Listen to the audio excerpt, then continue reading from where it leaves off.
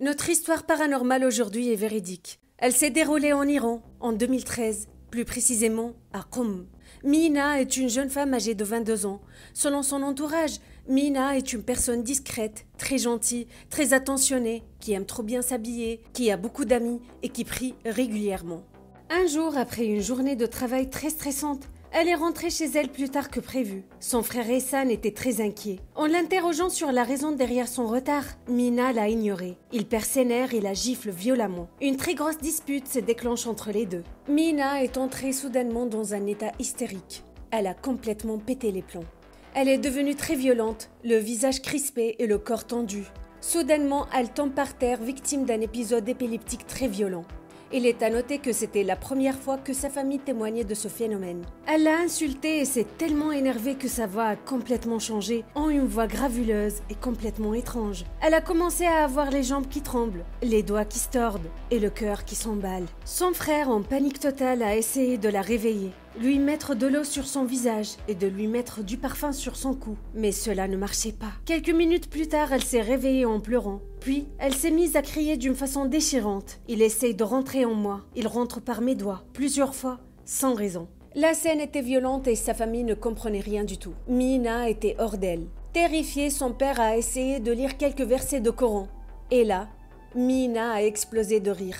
Tout le monde pensait alors qu'elle blaguait. Puis, elle s'est mise à pleurer en disant « Ce n'est absolument pas moi qui rigolais. C'est quelqu'un d'autre qui essaye de me contrôler. » Là, ce fut le choc. Tout le monde insistait de l'emmener à l'hôpital, mais elle a refusé. Après quelques heures, elle est redevenue presque normale, en disant « C'est bon, ça va mieux ». Sa maman lui suppliait d'aller à la mosquée afin de calmer ses esprits. Et là, Mina a répondu d'un ton insolent « Je m'en fous ». Mais je m'en fous complètement. Et a commencé à rigoler à haute voix. Après une longue supplication, Mina a accepté d'accompagner sa mère à la mosquée, le regard vide et le visage pâle. À la mosquée, le imam a essayé de réciter du Coran, mais Mina s'est mise à pleurer à haute voix tout au long. L'imam lui a demandé stupéfait « Pourquoi tu pleures ?» Elle a répondu « Car ça me touche, ça me fait du bien d'entendre ça. Et surtout, ça fait arrêter la voix dans ma tête. » Bref, en rentrant à la maison, elle fit des cauchemars le lendemain, le surlendemain et presque tous les jours. Mina a perdu complètement son appétit et elle ne dormait presque plus, malgré les efforts de sa famille. Au fur et à mesure, Mina a commencé à développer des habitudes assez étranges. Elle a commencé à se regarder constamment dans le miroir, se prendre en photo d'une façon robotique, se maquiller davantage surtout le soir après minuit. Elle restait enfermée dans la salle de bain et les toilettes pendant des heures. Le jour, Mina insistait de rester seule dans sa chambre et s'enfermer dans le noir. Et surtout perdre ses nerfs à chaque fois à l'entendre du Coran ou bien voir quelqu'un faire la prière.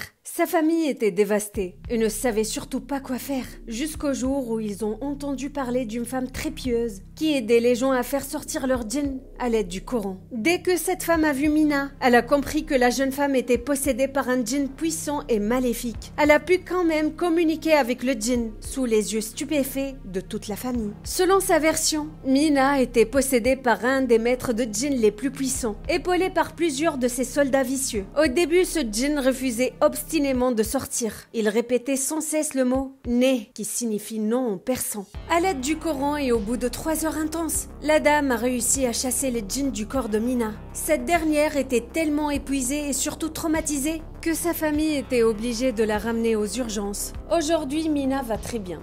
Elle a heureusement pu survivre à cette expérience cauchemardesque qui lui a rendue surtout plus forte et plus méfiante. Par contre, elle a développé une phobie qui était jusqu'ici absente. La phobie du surnaturel, la peur du noir et surtout la peur de la tombée de nuit.